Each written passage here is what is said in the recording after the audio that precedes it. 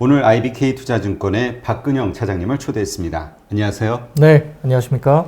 네, 지금 내일이 내마녀의 날이다. 이래서 지금 많이 말들이 많은데요. 이 내마녀의 날이 일단 무엇인지 좀 알려주시고 왜 이 날이 되면은 왜 이렇게 변동성이 심해지는 건지 이야기를 좀 해주시죠. 네, 파생 관련된 만기일로 보시면 되는데 이제 네 가지가 겹치기 때문에 이제 이야기가 되는 부분인데요. 이게 변동성이 커질 수 있는 결국 내 마녀가 심술을 부린다 이런 말도 많이 하지만 그러니까 결국 그 부분은 변동성이 확대될 수 있는 영향이 있다 만기일 때문에 그러니까 결국 포지션에 문제가 있을 수 있습니다.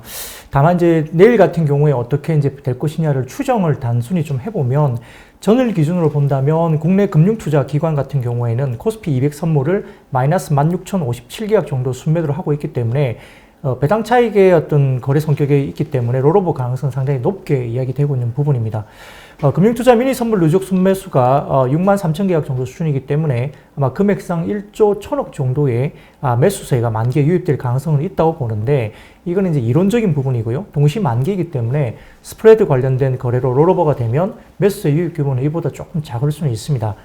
주식 선물 관련된 금융투자 누적 순매도 금액이 약 3,600억 정도 규모로 전일까지 이야기됐고요. 연기금은 627억원 순매수 포지션을 보유하고 있어서 기관 전체로 본다면 주식 선물 관련된 매물 출회 금액이 약 3천억 정도로 추정이 되는 상황입니다. 미니 선물 관련된 금융투자 매수세 유입 그 규모를 이제 우리가 고려를 해본다면 주식 선물로 인한 매물은 실질적으로는 그렇게 크게 드러나지 않을 가능성도 높게 이야기되고 있는 부분인데요.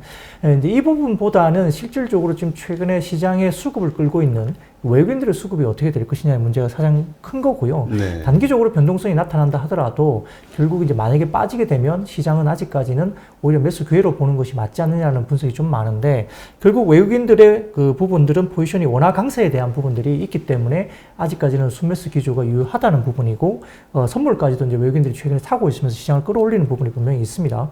1월부터 10월까지 외국인들이 정확하게 29조 5천억 정도를 순매도를 했고요. 11월 들면서 일부 주식을 좀 사고 있습니다만은 전체 올해 판 매도 금액대에서 11월 이후에 산 금액은 약 25% 정도 수준의 순매수에 그치고 있기 때문에 그렇게 규모로 아직 많이 산 것도 아닙니다. 따라서 이제 과거 같은 경우에 외국인의 코스피 지분율을 본다면 최근에 이제 박스권 상단까지 간다면 39% 정도가 외국인 지분율인데 최근에 32%까지 빠졌다가 다시 한 36% 언저리까지 올라온 걸로 추정이 되는 상황인데요. 평균으로 수렴한다는 그 수치가 37.4% 정도가 외국인 지분율의 평균 수렴 구간인데 이렇게 된다면 현재 구간에서 외국인들이 추가적으로 평균까지 수렴을 한다고 본다면 외국인 규모는 약 25조 정도는 충분히 더 살 룸은 있다. 그리고 맥스 39%까지 올라가면 더할 나위 없이 더 많이 살 수 있겠죠. 따라서 결국은 이 외국인들의 환율 이슈가 관건이고요. 아직까지는 수급의 주체는 외국인이 현선물을 사면서 시장을 들어올린 것으로 볼 수 있겠습니다. 네, 일단 뭐라 그럴까요? 이 심정적이랄까 아니면 이 분위기는 그 외국인이 상당히 많이 산 것 같은데 그래도 판 거에 비하면 아직 회복이 안 됐네요. 네, 전체 그렇습니다. 금액으로는. 네, 그렇습니다. 네.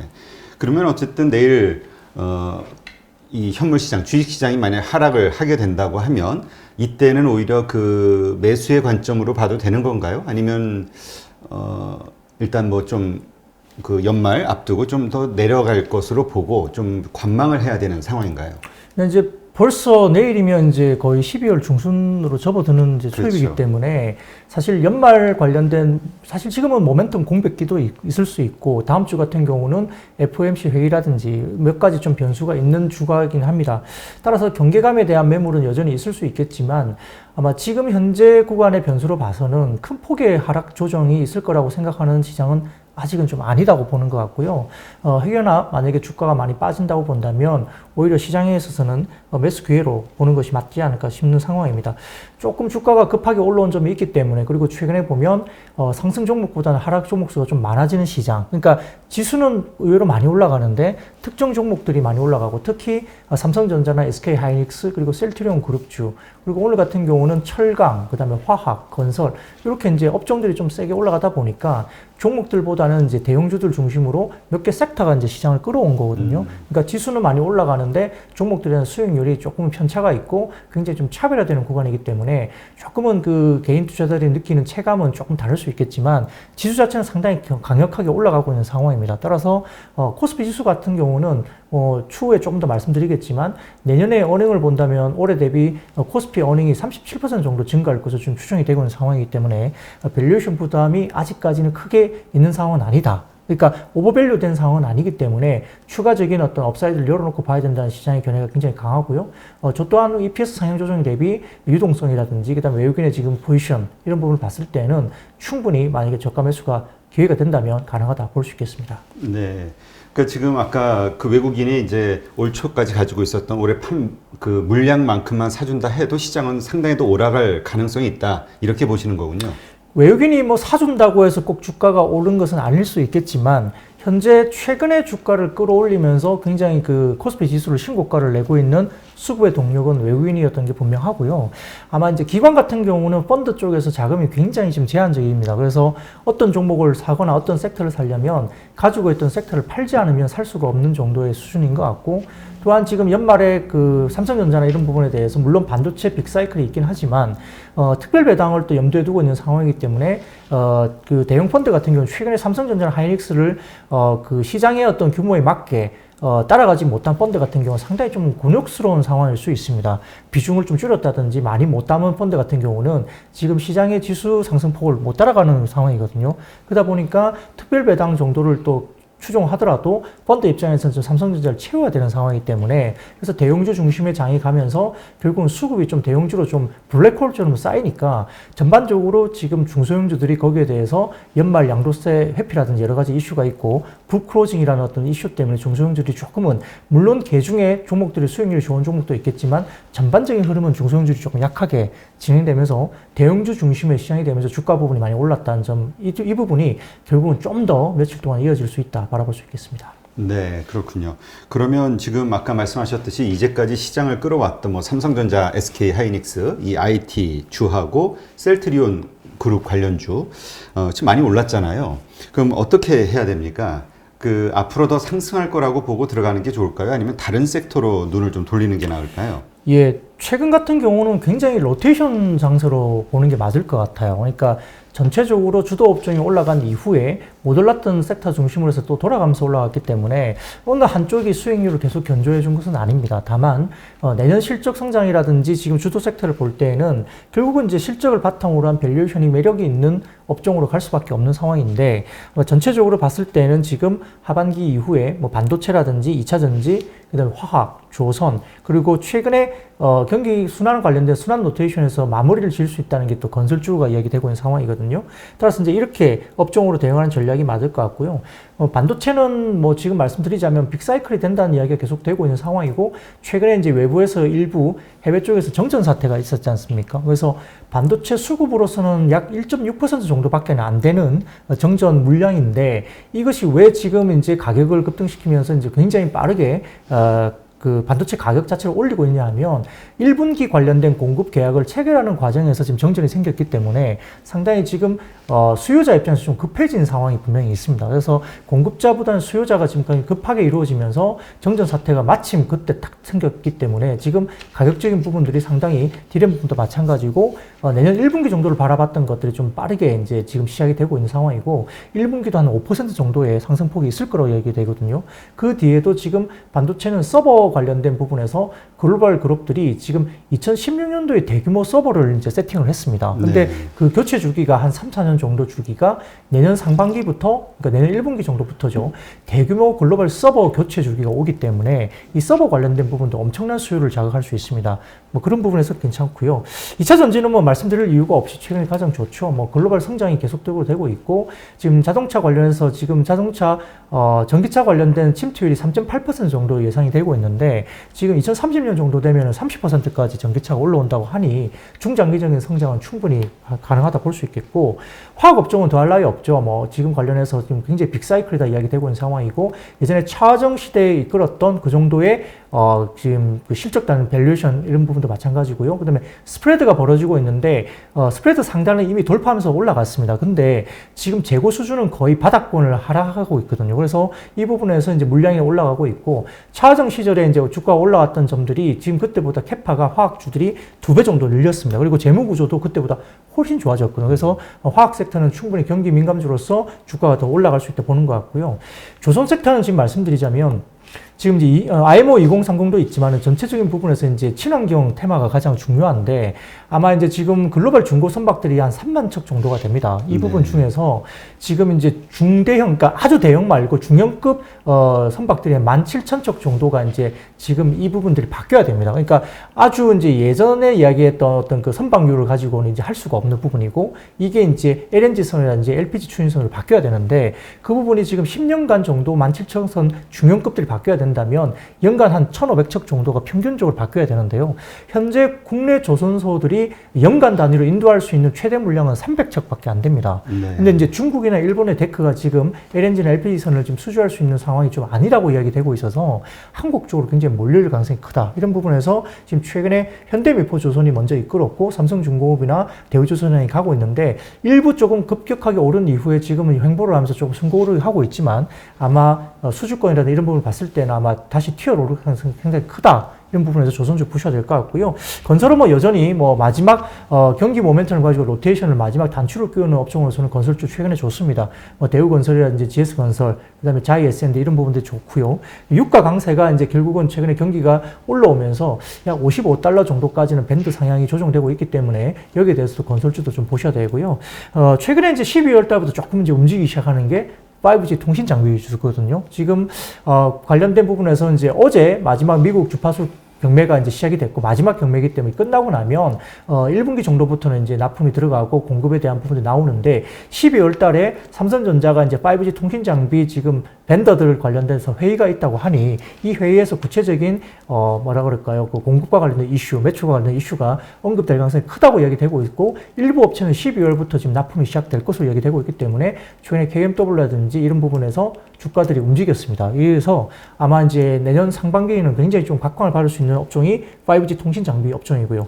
그리고 마지막 단추로 제 개인적으로 생각하는 부분은 밸류에이션 상으로 너무 싼 통신 서비스 3, 4조. 그러니까 결국 통신 장비들이 올라가면서 통신 3사가 올해 같은 경우에는 SK텔레콤이나 LGU 플러스 KT가 이제 공이 지금 전혀 못 오르는 섹터이고요. 주가 부분에서 지금 반응을 못 했는데 SK텔레콤은 뭐 관련해서 이제 뭐 분할 이슈라든지 자회사 이슈가 물론 있고 그런 부분에서 지금 중간 지주 관련된 이슈가 좀 이야기되는 것 같고요. 그다음에 LGU 플러스 같은 경우는 화웨이 이슈 때문에 굉장히 발목을 많이 잡고는 있지만 실제 최근에 분기 실적이라든지 내년 같은 경우 영업이익단이 1조가 넘을 것 같거든요. 그러면은 정상적인 밸류를 봐서는 LGU 플러스 같은 경우는 18,000원 정도가 돼야지 정상적인 가격입니다. 근데 현재 주가가 12,000원도 안 되고 있고 화웨이 이슈 때문에 굉장히 눌려 있습니다. 그래서 이 부분은 좀 길게 본다면 지금 시장은 화웨이 이슈가 내년 1분기 정도에는 마무리될 걸로 지금 보고 있는 상황이어서 바텀 피싱을 LGU 플러스도 분명히 하셔야 된다 말씀드리고요. KT도 뭐 지배구조 개편이나 이런 부분들이 조금 있기 때문에 관심주로서 말씀드릴 수도 있겠습니다. 네, 그렇군요. 지금 사실 많은 분들이 그 원화 강세일 때는 내 수주가 좀 실적이 좋았다. 과거를 돌이켜 보면 그런 이야기들 많이 하지 않나요? 네. 이제 환율 문제는 제가 좀 이따가 이제 나중에 뒤쪽에 말씀드릴 텐데요. 이제 워낙 강세 부분이 지금 상당히 좀 빠르게 예상되고 있고 또 현재 부분에서 다른 이제 달러 인덱스로 봤을 때는 현재 정상적인 그 원화 가격은 원달러 가격은 뭐 한 1,140원 정도가 정상적인 가격이라고 하는데 이 부분보다도 훨씬 더 지금 원화 강세가 더 빨리 진행됐고요. 또 제가 나중에 말씀드렸지만은 결국 원화 강세가 좀 더 이어질 수 있는 근거가 있다. 그러면은 이 구간에서 그 원화 강세 구간에서 구간별로 어떤 섹터가 좋고 어떤 섹터가 더 두드러지게 좋았냐는 부분은 잠시 뒤에 좀 더 설명을 드리도록 하겠습니다. 네, 알겠습니다. 하여튼 이렇게 지금 돌아가고 있는 상황이 그렇기 때문에 내일 우리가 이제 투자 전략을 세울 때 그 매수와 매도를 고민하고 있는 분들은 이제 좀 참고하시면 되겠네요. 근데 아까 셀트리온 잠깐 얘기하셨지만 지금 우리가 너무 바이오주에 지금 몰려 있는 게 아니냐 관심이 네. 그런 걱정을 하시는 분들도 많이 있거든요. 네. 예. 실질 셀트리온 그룹 좀 최근에 사실 굉장히 급등을 한 건 사실입니다. 이제 그쪽도 어떻게 보면 이제 뭐 합병권이라든지 여러 가지 이슈가 있었고 또 코로나19 관련된 치료제 이슈도 있었기 때문에 시장에서 이제 좀 반응을 한 것 같은데 사실 보면은 지금 램시마 SC에 대한 변수가 있습니다. 이 부분이 내년에 키워드가 될 것 같고 여기서 얼마나 파느냐의 문제가 보여줘야만이 한 단계 레벨업 한다라고 생각을 하고 있었는데요. 사실 최근에 주가의 상승폭을 본다면 사실 그보다 좀 먼저 좀 선행적으로 움직였고 뜬금없이 지금 다른 이슈로 좀 주가가 먼저 움직였다 볼 수 있습니다. 그래서 상당히 좀 주가가 또 올랐다가 또 급하게 빠졌다가 변동성이 좀 큰 편인데 어떻게 보면 지금 서정진 회장이 사실 코로나 치료제를 만들면서 남는 거 없이 하겠다라고 이야기를 한 게 굉장히 좋은 의미로 받아들일 수 있지만 주주 입장에서는 약간 좀 아쉽죠. 왜냐하면 남는 게 없는 거니까. 그렇죠. 남는 게 없으니까. 왜냐하면 이 치료제 해가지고 사실 많이 남겨야 이익이 남고 주주 입장에서는 주가가 올릴 수 있는 트리거인데 굉장히 좋은 취지로 말씀하셨지만 보유자 입장에서는 사실 좀 다소 아쉬운 표현입니다. 근데 이제 뭐 대의가 계셨겠죠. 근데 어떤 부분에서건 어쨌든 그 코로나19 치료제나 어떤 그 백신 부분에서는 모멘텀이 분명히 되고 있는 상황인데 정부가 지금 이제 치료제나 백신 관련해서 이제 그 계약을 했다는 어떤 회사들이 이제 해외 쪽 업체들을 가지고 뭐 4,400만 명 정도의 확보를 했다고 이야기 나오는데 이게 백신이나 치료제가 한 번 맞아보면 될 것 같지는 않습니다. 뭐 이렇게 효력이 굉장히 오래 간다고 이야기되고 있는 상황이 아니고 어쩌면 좀 빈번하게 여러 번 맞아야 될지도 모르겠고 또 코로나가 계속적으로 이제 우리가 없이 살기는 좀 힘든 상황이 될 수 있으면 결국은 좀 더 많이 맞아야 된다. 이런 부분에서는 결국 이제 셀트리온도 치료제가 어느 순간에 이제 만들어지겠죠. 이 부분에서 모멘텀이 될 것 같고요. 다만 최근에 주가가 좀 빠르게 올라온 것은 다소 좀 밸류에이션 부담은 좀 있다. 근데 내년이 말씀드렸지만 램시마 SC 관련된 부분에서 좀 봐야 될 것 같은데요. 다만 이제 그 제약바이오 헬스케어 쪽을 본다면 올해 같은 경우는 최대 히트 쪽이 결국 진단키트 섹터들이 많이 이제 히트를 쳤지 않습니까? 주가 부분도 마찬가지고. 근데 내년 같은 경우에는 결국은 위탁 생산 쪽이 오히려 포커스가 맞춰질 것 같습니다. 진단키트는 이제 어느 정도 끝날 것 같고요. 그래서 지금 이제 뭐 몇 억 도주, 그러니까 글로벌 77억 명 정도가 이제 지금 맞아야 되는데 이게 지금 만들 수 있는 생산량이 너무 작고 또 이제 글로벌 시장에서 아시아 쪽에서 한국이 특히나 위탁 생산을 할 수 있는 지금 어떤 그 캐파를 가지고 있는 생산 기지이기 때문에 이 부분에서 계약건들이 상당히 많이 올라올 가능성이 있고 여기에 따라서 지금 뭐 SK케미칼이라든지 그다음에 삼성바이오로직스 그다음에 녹십자 관련된 종목들이 언급이 되고 있기 때문에 이러한 종목들을 중심으로 좀 더 접근할 필요는 있겠습니다. 네. 그러니까 사실 지금 상황은 코로나 우리도 뭐 2단계에서 2.5단계로 넘어가야 되냐 뭐 이런 얘기가 나올 정도로 지금 글로벌리 그 팬데믹 현상이 강한 상황이잖아요. 네. 근데 시장은 뭐 무섭게 올라가고 있어요. 네네. 이거를 어떻게 정상적으로 봐야 되는 것인지 아니면 너무 오버가 되고 있는 것인지 어떻게 이 시장을 봐야 될까요?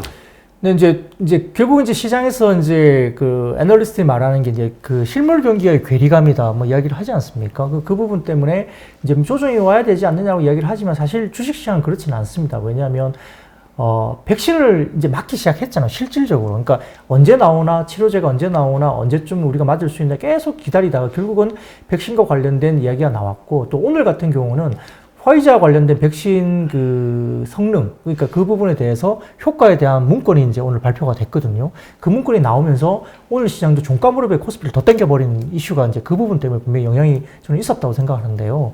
전문가들도 이 정도 좋을지는 몰랐다 할 정도의 그 효과 부분이 분석 자료가 나왔기 때문에 화이자를 중심으로 해서 지금 이제 모더나도 마찬가지고 아스트라제네카도 마찬가지로 맞기 시작하는 거지 않습니까? 그러면 결국은 코로나가 없어지기는 힘들지만 백신을 맞고는 이제 정상적인 경제 생활을 할 수는 있겠다. 이런 기대감이 있기 때문에 세금 주가가 이제 올라가는 상황이고 따라서 이제 코로나 관련된 뭐 확진자 수가 많이 늘었다거나 사망자가 늘었다. 이런 뉴스는 별로 신경을 쓰지 않는 것 같아요. 이 부분에서 결국은 이제 미국 같은 경우도 경기 부양책을 지금 앞두고 이제 어느 정도 뭐 안 되면 일주일짜리로 한다 이야기까지 나올 정도 적극적으로 하고 있고 바이든 후보 같은 경우도 지금 만약에 대통령으로서 이제 본인이 이제 역할을 임기를 하게 되면 결국은 이제 더 큰 부양책을 지금 하겠다라고 공언을 하고 있는 상황이기 때문에 결국 그런 부분들이 지금 시장을 지배하고 있는 상황이고 기존의 유동성도 워낙 좋고 또 금리도 워낙 싸기 때문에 갈 곳이 없죠. 그러니까 경기 회복에 대한 기대감이 굉장히 팽배하게 확장되면서 결국은 유동성을 가고 있고 또한 여기에 따라서 또 시장의 EPS 그러니까 실적단의 상향 조정이 굉장히 강하게 나타나고 실제로 있기 때문에